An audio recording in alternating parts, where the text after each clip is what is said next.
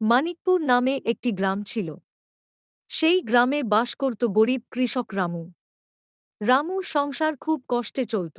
প্রতিদিন সকালে রামু মাঠে কাজ করতে যেত। তার স্ত্রী মিনা ছিল একজন শান্ত, সহানুভূতিশীল নারী।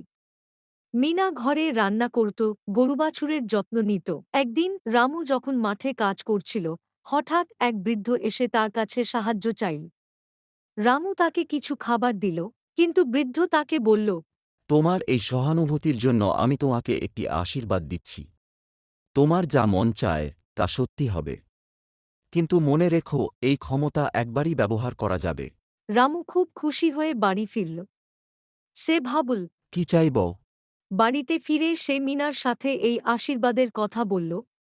মিনা তাকে বলল, আমরা গরিব, আমাদের অনেক প্রয়োজন আছে, কিন্তু সবচেয়ে বড় প্রয়োজন আমাদের শান্তি ও সুখ। তখন রামু বলল, তাহলে আমি এমন কিছু চাই যা আমাদের সারা জীবন শান্তিতে রাখবে। রামু আশীর্বাদটির কথা মনে করে প্রার্থনা করল। আমাদের ছোট্ট বাড়িটা যেন আমাদের সুখশান্তির জায়গা হয়ে ওঠে, আর কখনো যেন দুঃখ না আসে।